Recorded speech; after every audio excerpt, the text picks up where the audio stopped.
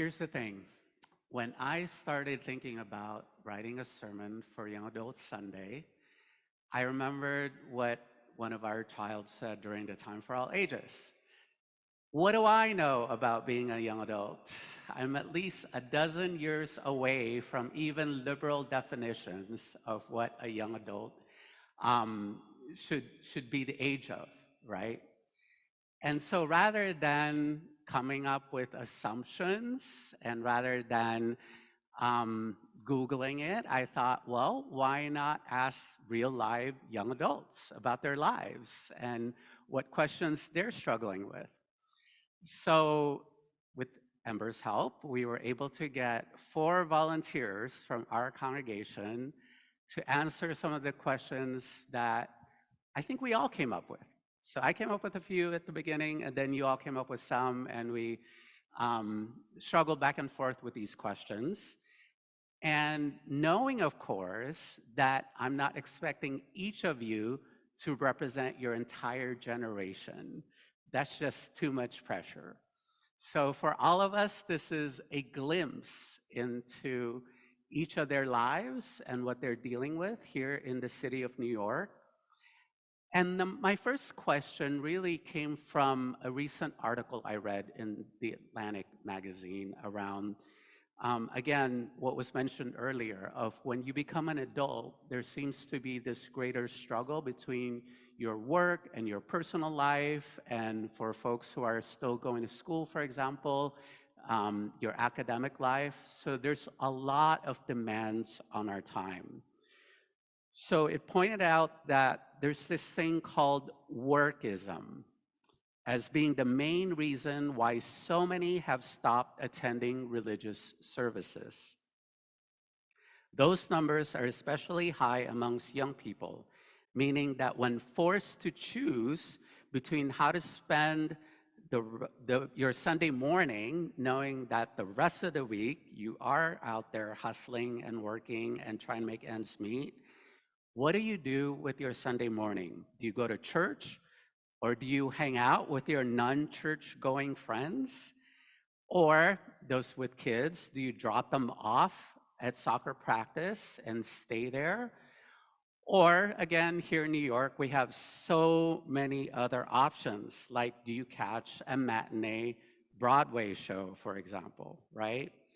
There are so many things to do, and it becomes a math problem of not having enough time to spend your Sunday morning here with us. Do you find this to be true in your life? Or do you somehow find a way to prioritize your involvement at Fourth U? Anjum, would you like to get us started? Let's see, is this, yep, it's sure on, okay. Yeah, it's great that I don't have to represent everyone because I feel like my answer is going to be super non-representative of the majority of people, given that I am here. But this question, it actually struck me because I haven't really given myself the choice of whether or not I would come here in 5 years. I found this church and started going, and then when I liked it the one time, I was like, okay, now you go every week. You don't have a choice. That's just kind of my personality. I like having rules for myself because I guess it does simplify that choice. And so I haven't really revisited that decision since then.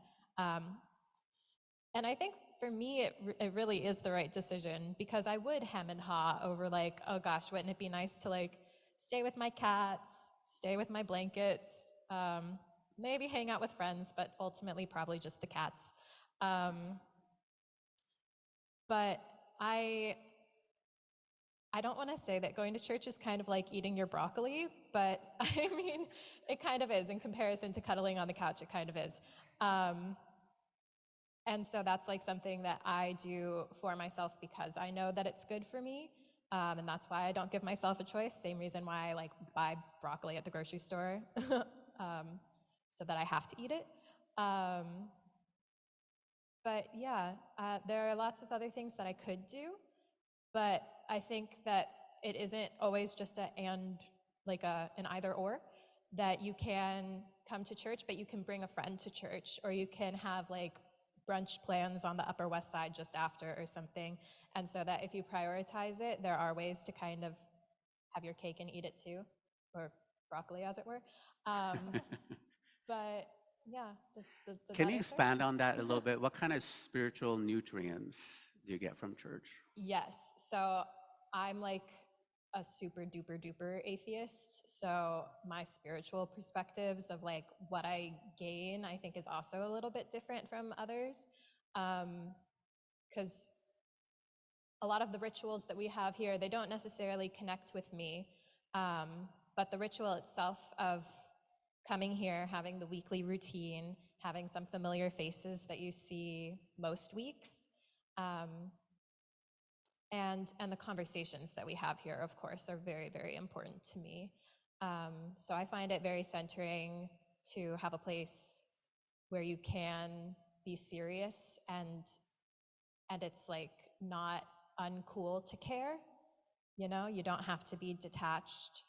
You're invited to be very feeling and very thoughtful. And yeah, it just aligns with my values, and it's nice to recenter that every week. Thank you, Anjum. Would anyone else like to chime in? Apparently, I did a very good job. All right.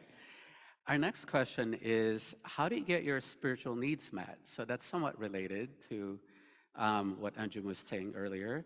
Do you have any spiritual practices that ground you, especially during the lockdown period immediately after the pandemic?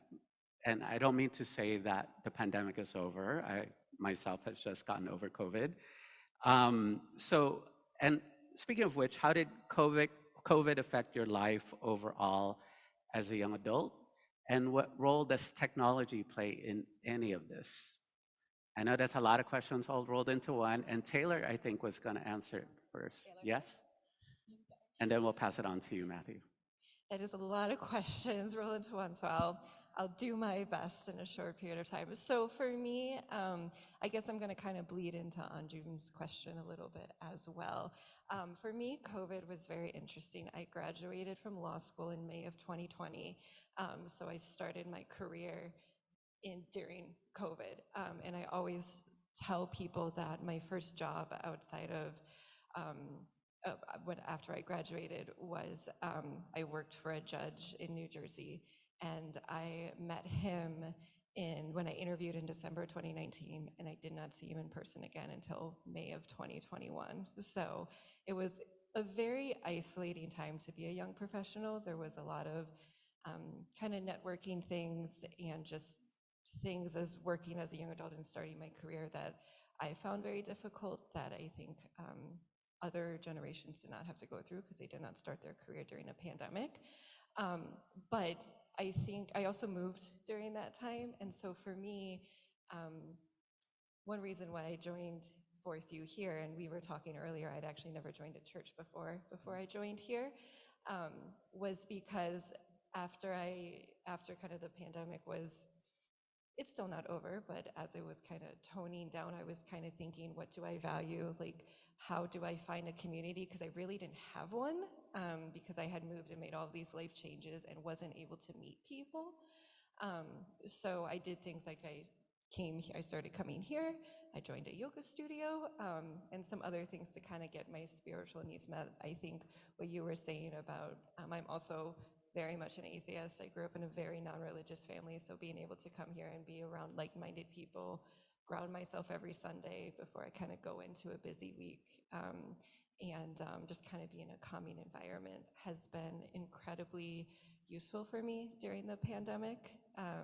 And just being able to meet people and see new faces and have a community, have people who can celebrate with you during good times and hold you up during bad times. I think that's super important. I think a lot of young people are missing that. I think there is kind of this loneliness, and kind of touching on the technology question, I think there's a lot of, social media can be great, but I think it kind of creates these almost like artificial relationships. And so being able to have an actual community is super important.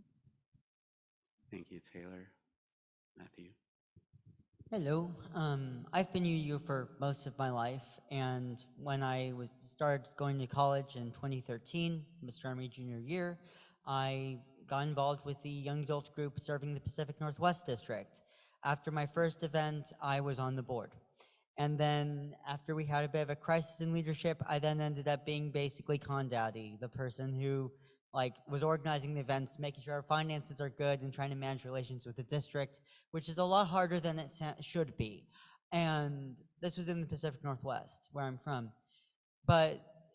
And so for UUs, at least from my experience, it's that trying to build a young adult community, like this church makes it super duper easy, which is amazing, it's why I'm here, but that's not normal. And I think that in a lot of places makes it very difficult, and I think that's something that needs to change, and I've been pushing for many years. The pandemic, I resigned shortly before that because my life was not, I finished college, but my career was not moving forward. My life was miserable. So I had to step back from leadership. And then it killed my young adult group in the Pacific Northwest District. One of the good things that the pandemic did is now it's very easy to meet people online. Like I got connected with the Canadians because they were only 25 miles north of Bellingham where I was.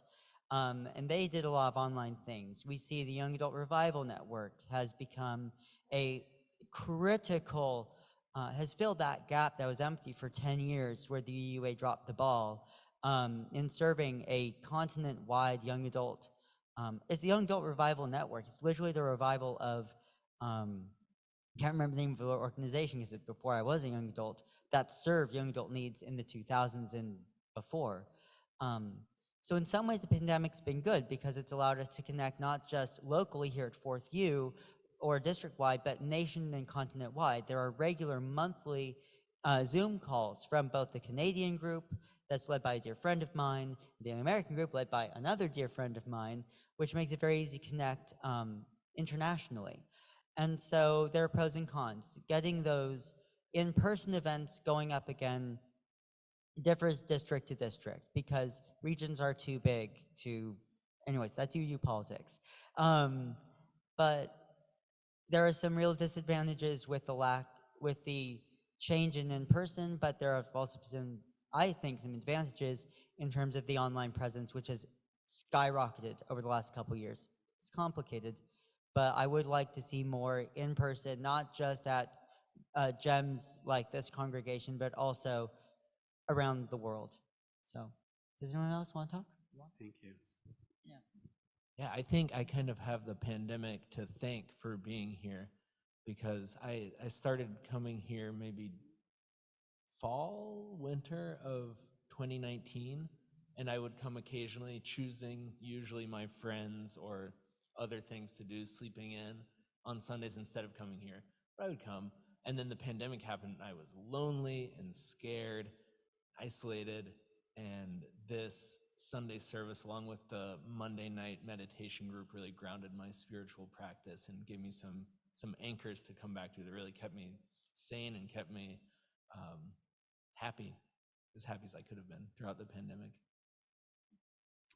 Thank you, Edwin. And since you have the microphone, the next question is for you.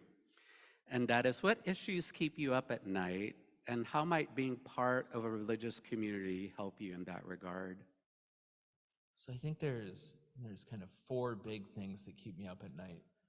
One is war, violence, poverty, all the terrible things happening in the world, and how powerless I feel in face of all this suffering.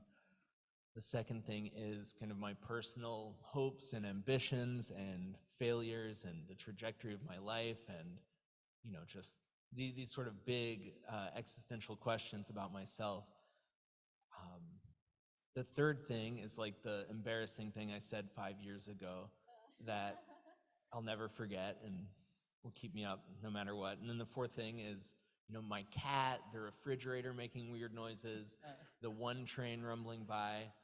And this community has really helped me with the first two things, these big, serious issues that weigh on me, knowing that I'm not alone in thinking and caring about these things, that I'm not powerless in the face of them, that that people care about me and want me to succeed and will be there for me if I fail in terms of my personal things.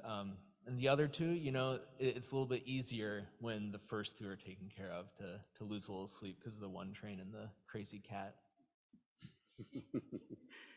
Thank you for that. And maybe one of these Sundays we'll have a Sunday where we all talk about the most embarrassing thing that happened to us 5 years ago. That'll get rid of the shame and level the playing field and Do you all want that to good start stuff. right now? You could. I'm sorry? Do you want to share yours right now? No, no, thank you. That requires much more preparation and courage at some point to do that. Let's segue, because that's a really good segue into the next question that I'd like to invite Anjum to talk about, which is, what role do you think Unitarian Universalists can help play to alleviate the suffering that's going on in our world right now? During the Joy and Sorrows, there was a lot of talk about Israel and Palestine, and of course Ukraine, and the state of our dysfunctional government. We won't go into details about that. There's just so many things that is on the forefront of our minds. What impact would our values have on transforming the world? I have two big thoughts about this. One is a little bit more direct, which is that I feel really lucky that our church in particular takes part in a lot of activism. You know, we do postcarding campaigns, we take place where, you know, people attend protests, and we distribute resources and information. So that feels like a great thing that we do and that everyone can get involved in. And we have wonderful teams like the democracy team, the climate team, the racial justice team. And I so thank the people who are on those teams for really, finding those resources and allowing the rest of us to piggyback. So it's easier for us to all find opportunities to take part in these really important issues. The other topic I could do a whole sermon about is the sort of less direct, is that attendance at church, not just for young adults, but especially young adults, is down all across the country. And like, on the one hand, I super get it because I'm not a religious person myself. And so, you know, talking to my peers, especially those who grew up religious and have walked away from it, I totally understand those choices. And I think that they come from a lot of, you know, personal honestness. Honesty is the actual word.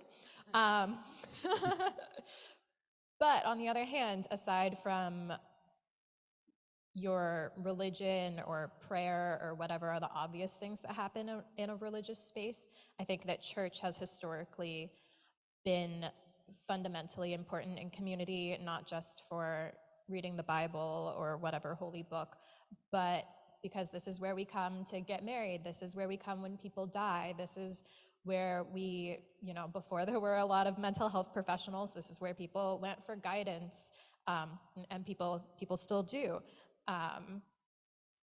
And of course, the community of having people here, you know, if you're in a tough financial spot, your church might help you out. If there's like a hurricane, you might come here for shelter.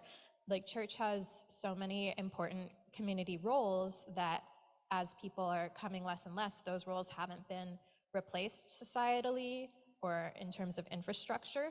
And so a lot of people turn online for some of that community, but it's really not the same. Not to say that the Zoom community isn't, I mean more like social media.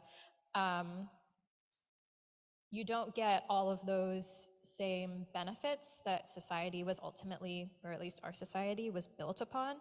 And I think that that's a lot of the feelings of isolation and loneliness and stratification that we're seeing in societies, because those structures are kind of crumbling. And having a place like this that's very welcoming, that appeals to a lot of the people who have been moving away from other religions, I think is wonderful. And I would love for more people to be getting those benefits. Thank you. And my pushback to that is that I do consider myself to be religious, going back to the Latin root of the word, which is religio, which means to bind.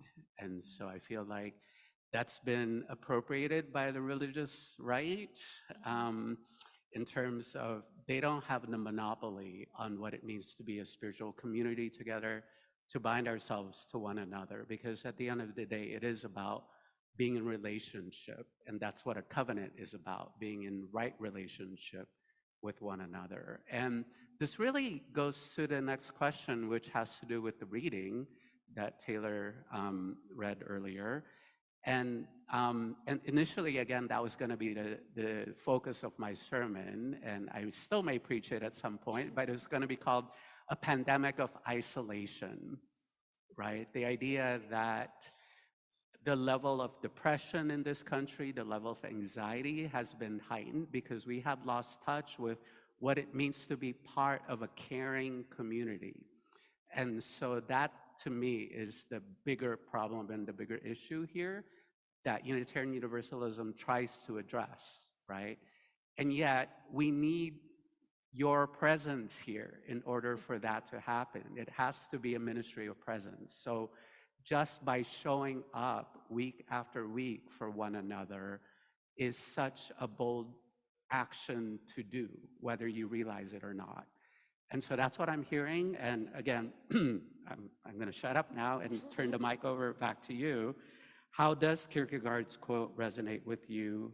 And how can being part of a religious community alleviate loneliness and isolation? Taylor? Yeah, I think I'm just going to kind of piggyback off of what everyone has said. I think when I read that quote, I think that I like your broccoli analogy. I think of I live in New Jersey, and so like today it took me an hour to get here. Usually it doesn't take that long, but the trains were messed up. And I could have just stayed home and watched Netflix, been under a blanket, but I would have felt a lot more terrible at the end of the day if I had done that. Coming here, like getting on the train, getting here, talking to people, seeing people, getting a hug when I walk in from whoever I see. I think that connection is invaluable. I think it's very, very important. I think not even young adults, I just think everyone is not getting that these days. And I think you can look at so many reasons, whether it be technology or just kind of this individualistic society where there's kind of the value on community is not really there. But I think I always feel better after I come here. I think it's great for my mental health, even if I kind of have to drag myself out the door. So yeah, I guess that would be, I'm kind of piggyback off of everyone, but that would kind of be my overarching answer. And I think you can find it in a church. I think there are other communities that you can find it in as well. I think it's just important to have a community somewhere of people, and I think a lot of people are missing that. Matthew, and then we'll wrap it up.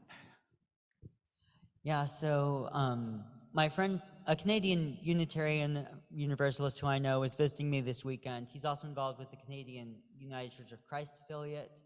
And the Canadians do a call about once a month, which I was referred to earlier, where we just get to see each other because we've gone to events together in person. And a friend of mine who I've known since I was 6 years old grew up Mormon and is queer. I've been trying to encourage her to come to some UU events for, about 20 years. And this finally, after 20 years of talk, she contacted me again a couple months ago. She's realized that all sorts of abuse and things that were going on all through her life, her whole time. And her counselor said, do you have a friend who's like been there for you and has been like reliable and not bullying you your whole life? And she thought of me, and we've been talking more regularly, just as friends, for the last couple months, which has been really good for her. Nice to reconnect and play Mario Kart online with her and her nieces, which is a lot of fun. If anyone wants to join our online games, just let me know. And so, but it was really interesting talking to her. She came to the online gathering we had guest on Friday at 2 o'clock. And it was the first time she'd ever experienced something like that. And I think it was really eye-opening to her. And I agree with you. The religious right has appropriated the word religion. Dr. Reverend Martin Luther King Jr. was a reverend. The Underground Railroad was mostly led by churches. And if you go to the abolitionist movement, it was led by Unitarians and Quakers.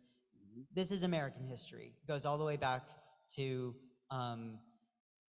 the reaction against Salem when a bunch of people became Quakers, my family, and then all of that.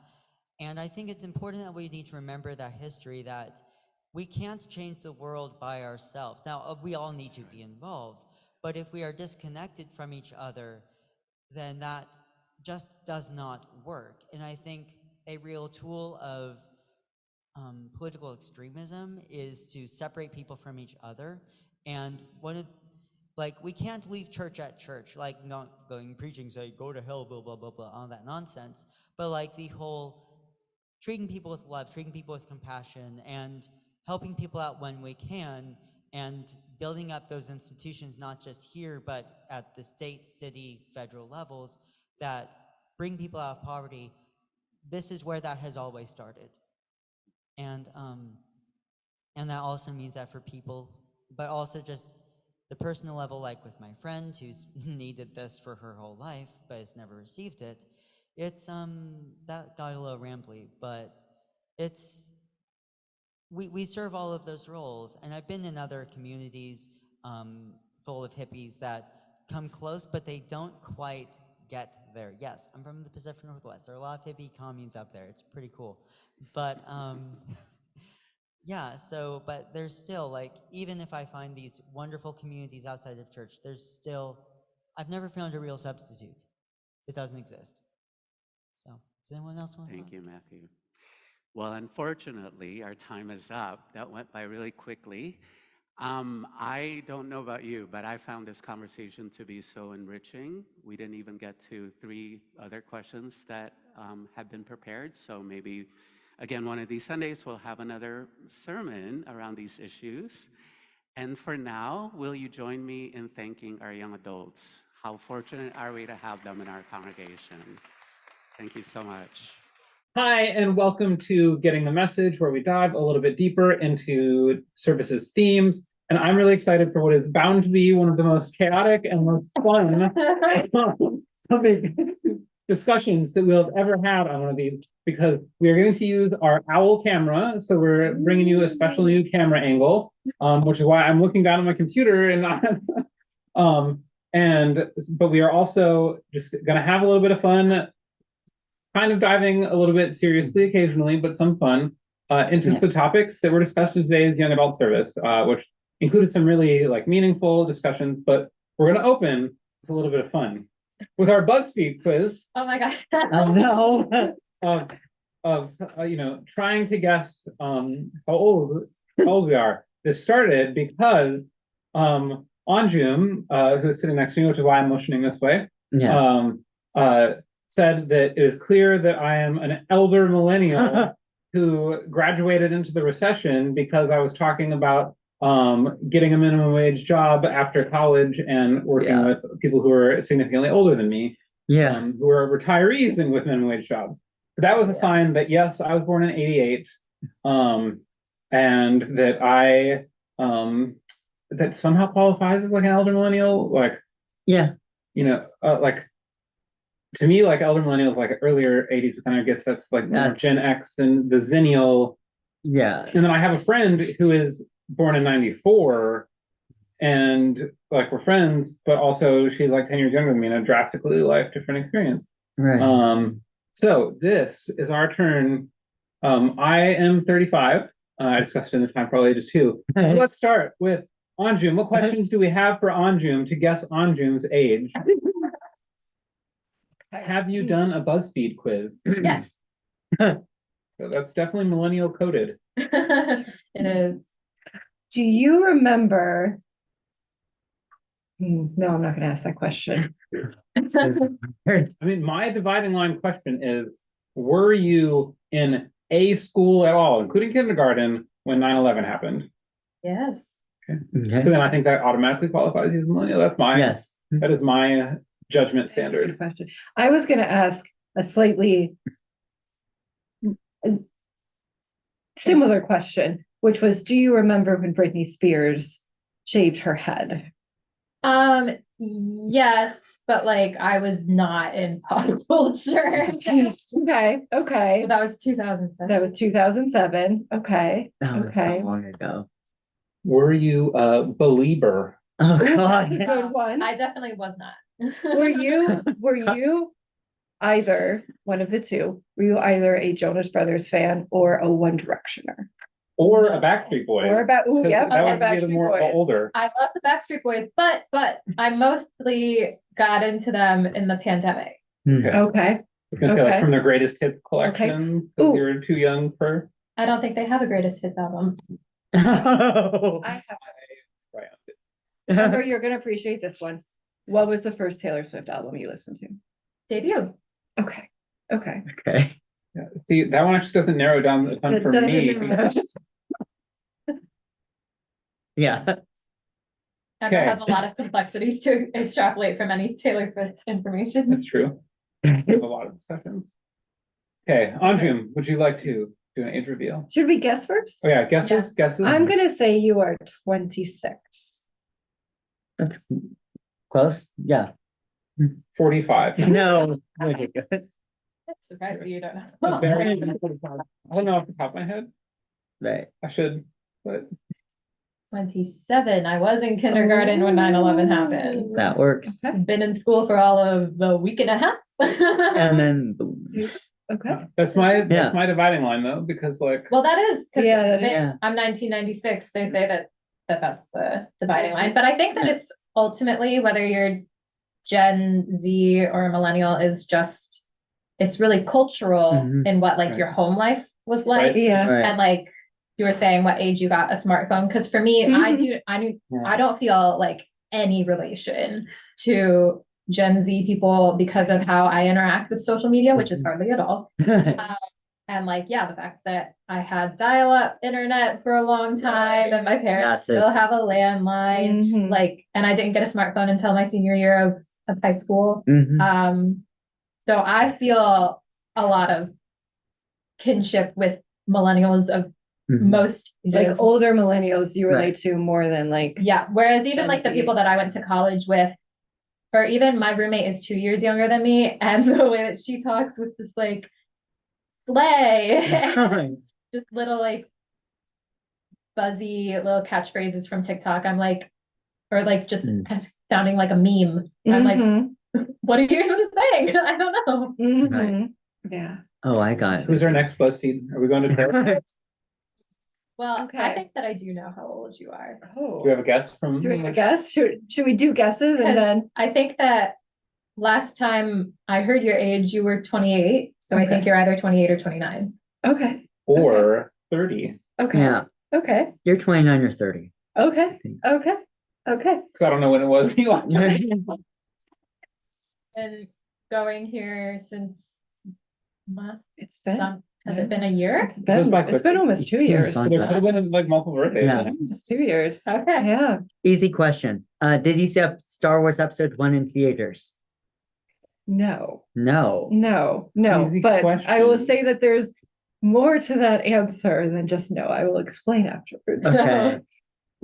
In the light of your Britney Spears question, Yeah. you know, do you remember when Britney Spears and Justin Timberlake broke up? The answer is no. I don't, I actually don't. I wasn't in the pop culture Hmm. realm of the world when that Very happened. pop culture removed. Very pop Hmm. culture removed. What I was knew your that time. favorite book as a teenager? Ooh. That's a good guess. I will tell you, this actually, I don't know if this is going to reveal anything or not, but I had to read The Great Gatsby Mhm. in high school. Yeah. Okay, so you were born between Definitely now. millennial type. Yeah, that's big. Yeah. That doesn't. And that became my favorite book. Okay. And I will Okay, say, that's just pretentious. Good book. Don't hate on Great Gatsby. and I read it my senior year of high school, and we made Yeah. plans the next year to do an outing, all of us who were in that class. I Yeah. won't say what the outing was for, Was it but to Long Island or was it to see the movie? Different outings. one or the other, one or the Right. other. But if you remember the year of the movie, maybe that will help you out. Absolutely do not. Anyway, I have a question. yes. So when the Great Recession hit in 2008, were you at a position time in your life where you're ready to look for like a part-time job? Yes. That helps a lot. Yes. Yes, Well, I was. I'm sticking with my Child 30 labor guess. Well, I was 12. oh, that's the point. 30? Yeah. Okay. Yeah. I'm sticking 30. 30? I'm 29. 29. But Hey! I'm turning The, in about I'm Yeah. well into 29. yeah. I'm not newly 29, so I am 29. But next June Okay. is my 30th. So I was in second Four. grade for 9/11. So, and I Got it. always couldn't remember what year I was in school Second grade. because I graduated in 2012 from high school. So it was always, I'm like, whatever Just make it year, before the world ends. Yeah. whatever year I was finishing the so year 12. was the year I was in. So like I Yeah. finished 11th grade in 2011, blah, blah, Mhm. blah. Anyway, Cool. so yeah, I'm 29. But I'm young. I'm a young, like, Yeah. except my birthday was in June. So a lot of people in my grade are not. Mhm. Cool. Yeah. Okay. All So right. let's turn yours on. Let's turn yours on you. All right. And were you looking for a job? Yes, I was. Recession. Yep. I feel like in your answers, you revealed things about your age, but they have escaped me. So. Oh, I was going to add something with Yeah. the Star Wars. Yeah. I would have seen it in theaters, but my parents didn't allow me because they thought it would be too scary. So Okay. I could have, but I didn't. Yeah. Anyway. Okay, I'm gonna just jump and guess and say 34. Oh no. 30 because earlier you said we're about the same age and then So you I thought- guessed me to be 30. So Yeah, I'm going to Think guess 30. correct. Oh, Yeah. Oh, Gives it away. you're Okay. giving it away. Well, you guessed right. Okay. Makes Oh, it well, easy. we all guessed right. I was Nice, guessing like it. high. Okay. Yeah. So we're all We're very all close within- in age, Yeah. and So, Amber yeah. is incredibly old. 246. Hey, Yeah. I'm still, well, and I Yeah. think this can kind of bring in our next question. So the UUA defines young adult as 18 to 35. So, Yep. Mhm. despite my old age, despite being an elder millennial, Yeah. who tries to stay hip and cool, but luckily I'm You are off hip and- TikTok, so my Oh, I coded a lot, but that's kind of it for like my Gen Z language now. Mhm. No, it's not. I'm. You literally said you're in your something era to me But like I'm 2 days ago. 50. Okay. And also, you said you were on a Taylor Swift cleanse. That's true, 7 weeks, but Nice. and I'm on a social media cleanse. Okay, but anyway, besides that point. So Yeah. with the The range, podcast is really just here to call Amber out. That's This is a it's call what out. I need.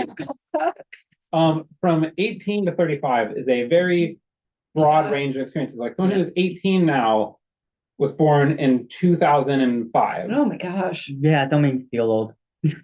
and I was at the high end. I was born in 88. Yeah. Mhm. Mhm. So like Yeah. 2005 and 1988 have drastically different like life Yeah. experiences. Yeah. So how do you feel about this category of young adult? Is that like is that a useful age range? Do you think that could be broken down a little bit more? I would say that it could be made a little younger, except like I think putting like 18, to whenever, except as someone who is on the higher end of that. I mean, I'm not in my 30s yet, but trending towards the higher end of that. We kind of talked about this in our email exchange a little bit about how I very much don't feel like an adult. Like Mhm. Mm. I still have to call my parents to help me with many things. Mhm. So, and I feel like that's kind of almost part of it is just a generational thing Mm. of Mm. kind of going through the recession and kind of having just economics not quite on our side. Right. I'm not just financially where my parents were just because of how the Mhm. world works. But I understand the criticism of kind of having that big age gap, but I still feel like when I'm like 32 or 33, I'm still going to feel like a young adult. I don't see that changing in the next couple years because I still feel much more young than adult. I don't know who gave me my adult card. It should probably be revoked. I'm a lawyer. Yeah. Right. Of course, I don't know who gave me my law license, but Right. that's another discussion. So, yeah, anyway. Yeah. Yeah. I I- think, You first. well, I watched a video essay that was called The Girlification of Millennial Women. Mm. It was kind of ripping off of the TikTok stuff, of like girl dinner, girl math, Yeah. or like just girls doing like our hot girl walk and like our hot girl summer. And I thought that I would watch that video and that it would like totally vindicate me, in my opinion. That was Right. well, as everything should. That language is not helpful. It belittles us to society, and that it like reinforces negative things about us. I hate the girl dinner and the girl math idea. Mhm. The hot girl summer, that's fine. Enjoy it.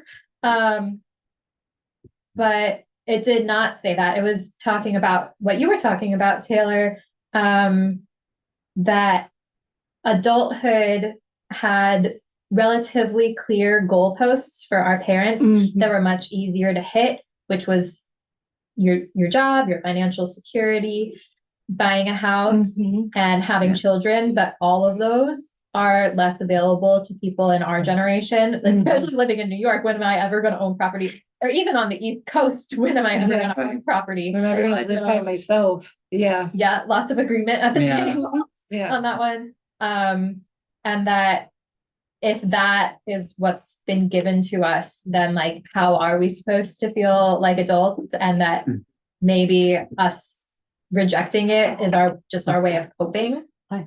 Yeah. And so I did come away from the video being like, ugh, I guess she's true. Like it's the stuff that she's saying is true. And that I should like, also it's a bad impulse for me to like want to shit on other.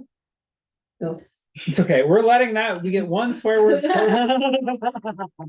Wow. This is for young adults, so. Leaving that one.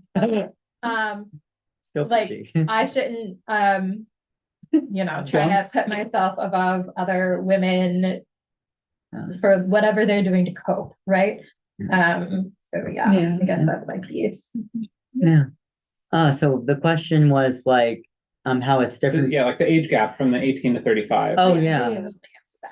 Well, This is okay. This is about discussion. well, that age gap started. I actually know the history of this. That age gap started because way back in, I think, like the 70s or 80s, they saw there was this big gap.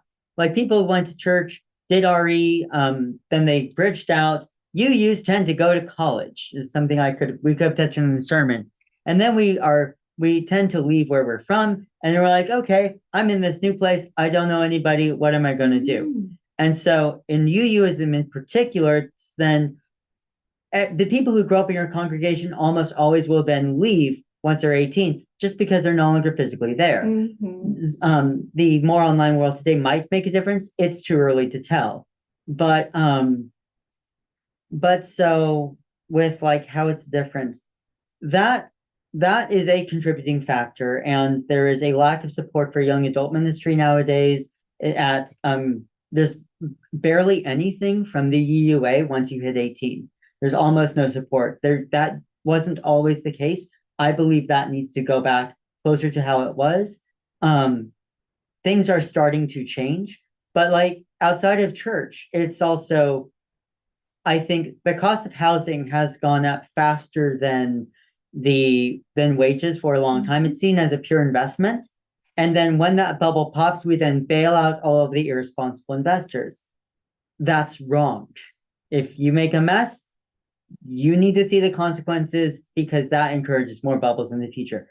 But with that being said, we've also found that the home ownership rate hasn't changed much. And so part of it is, I think, our perception is influenced that nowadays anybody and their dog can get an Instagram account or and then start posting about their lives online. go back 30 years for our parents' generation, that was not the case. So when I looked at that with my friend yesterday on Fred, the Federal Reserve Economic Data Portal, yes, economist, and I said, man, it's been pretty much bouncing between 60 and 70% since about the 1940s when they started collecting data. I think part of it is our perception is because of social media. Now, yeah, cost of housing, that is worse. And the wage freeze since Reagan became president, that is real. And the other thing I think is real is I think it's harder to get a job, your first job out of college today than it used to be. Those three things have changed. Homeownership rate hasn't, funny enough, which is very strange.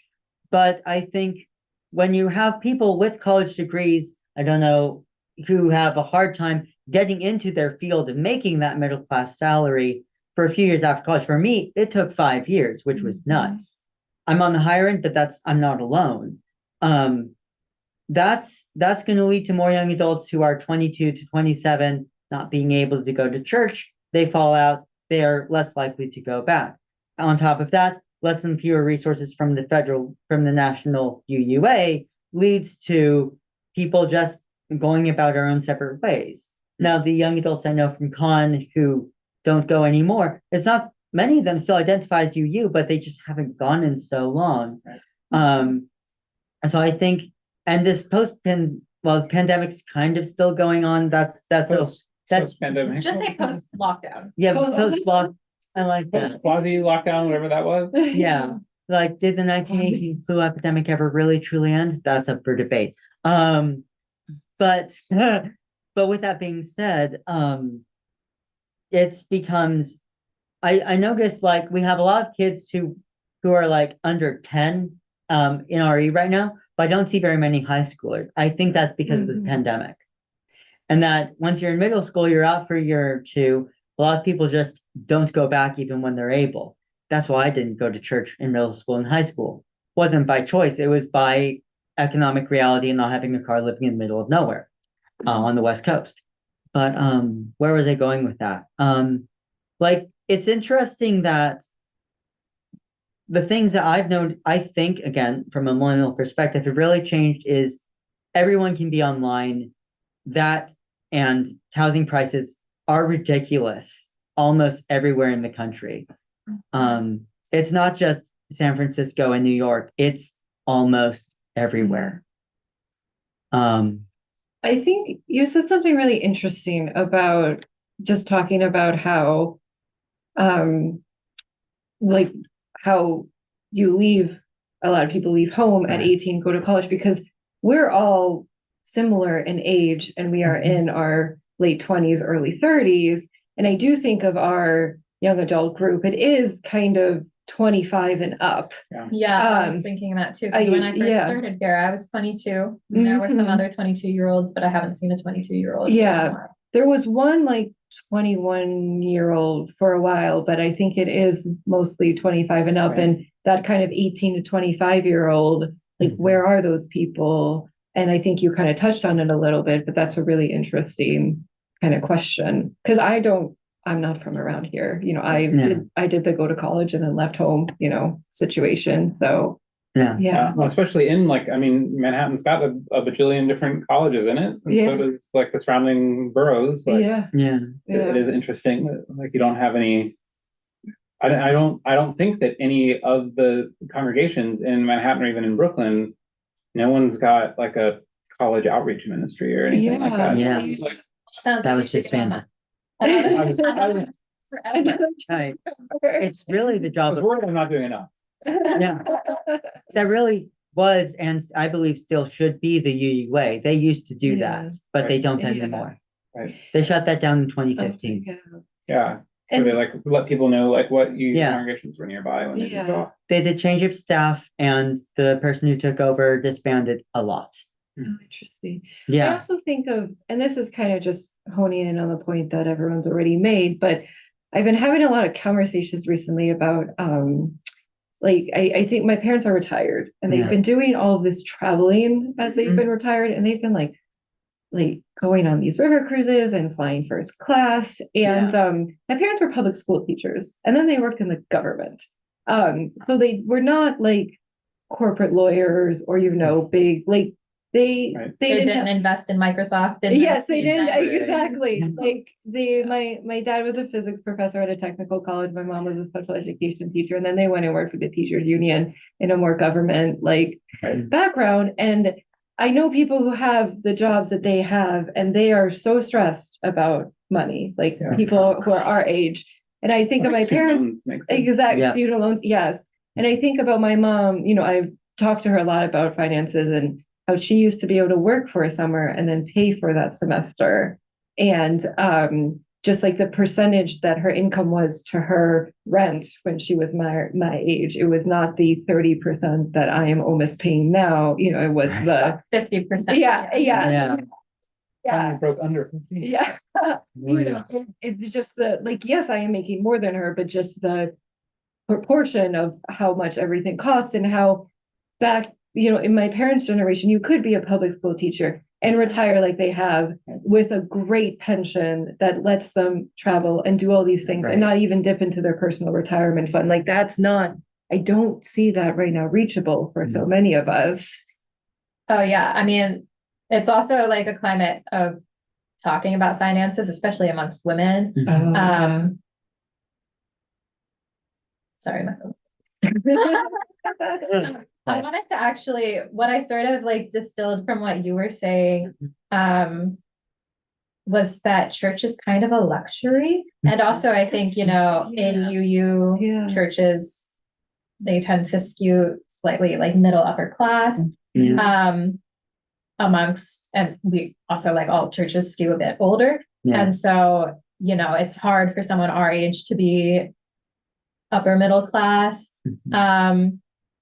And so that's interesting to think about it through that lens, is that, of course, from a time, like so many people in our generation are like gig workers. Like, one of my roommates is working right now, as we speak.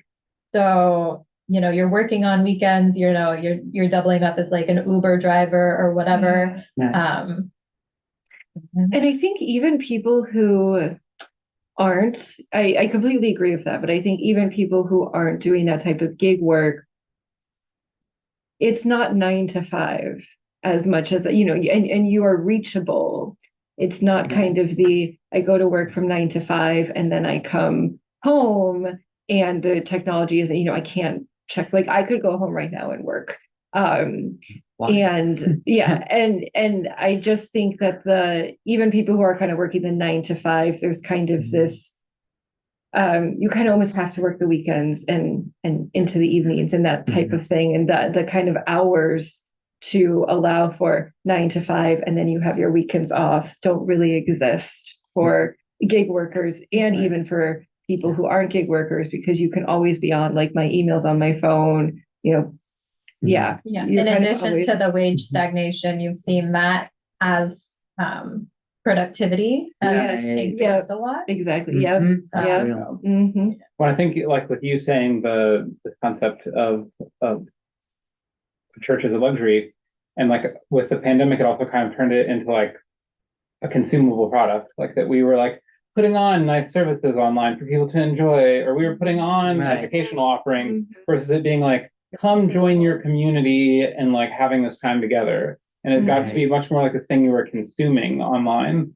And then I think we really started to see it this year of like, when, especially with our families, if now that the kids are back signed up for like now that the pandemic is over and the kids are signed up for 100 different activities, then church is a luxury. So I think there's, but in the interest of time, with church being a luxury, in 5 sentences, and keep it short o'clock. What about semicolons? I mean, what about run writer right there. What with it kind of being a luxury, what brings you to church? Why do you show up when it's luxury and it's a broccoli? I kind of answered this in the service that for me, it's just that like as a person, I'm like really unfun and I'm super all discipline. And I made rules for myself that I follow. because, well, it's kind of like, I have no idea what that Jane Eyre quote is, but it's like, oh wow, I really don't know what the quote I say you. where like, you have to like have your morals for like the times when you're insane, not the times when things are well. Oh my God, someone's gonna but it's something like that, you have to like make good choices for yourself when like you're in a good state, and then do the work to stick with them, because then if you do go through a darker period or something, you know that you have things in line and that you have like the ability to meet those things. And so, I chose really like junior year of college to like, that I wanted to go to church now that like my parents were no longer making me, but I didn't go to church freshman and sophomore year of college. And that was like the only time in my life that I haven't gone to church. And then I made the choice that I wanted to go. And then from there, I was like, well, now you don't have a choice. Now you've seen that it's good for you, that you get all these things out of it. And also you like ideologically think that it has benefits. And so you're going to go. So I don't give myself the choice like, oh, I could do online this week. Like, no, I have to just go and be consistent. Cause like, if I slip once, that's fine. But if you slip twice, then like, you're gonna break the habit. There's slipping going on, so Exactly. So yeah, I chose because I believe in it. There's a lot of semicolons. I forgot that it was supposed to be 5 cents. Yeah. Vaguely Good. Just make some of them run on sentences. Yeah. Okay. I find, why do I go to church? Well, I find that, I had 10 years in the wilderness where I wasn't going to UU, and that was really bad for me. And I find that being part of community and being able to give back to the world through like Democracy Action Team, being able to network with people and talk about these important issues, it both allows me to be nourished and allows me to nourish others. It's like maybe 5 to 7. Those. Yeah. Cool assignment. I don't know if I'm gonna be that tight, but I'm not gonna ramble. No. I'll try not to. So I grew up not going to church. The only reason I knew about UU was because I went to preschool at a UU, kind of like a similar situation here, where there was my preschool was a tenant of a UU church. So that's really kind of the only reason I knew about it. I did that too, but it was also my church. Yeah. And I'm not religious, and I didn't grow up in a religious environment, so I never thought that something like this would be accessible to me. And I joined after, well, not after, but kind of when we got out of lockdown. I had graduated from law school and I had moved, and I really didn't know anyone, and I had no ability to really meet anyone, and very lonely. And so I was kind of starting to think of what communities I wanted to build. And I ended up coming here actually because Skylar grew up like an hour from where I grew up. So that led me here. And I just find being somewhere on Sunday with like-minded people to be able to ground me is good for me. So I keep it up. And some of us come because we're employed. We're paid to do But so. the real question: why in the world did I choose this as a career? Oh boy. That is another podcast. My theology may have changed, but only calling can explain. No, I love this work, and I also have really enjoyed this conversation, and I really appreciate all of you being willing to also speak during the service as well, including Edwin, who was not able to be with us. We're glad that Edwin could be a part of the service as well. So, yeah. Thank you all for being involved. Thank you. Thank you.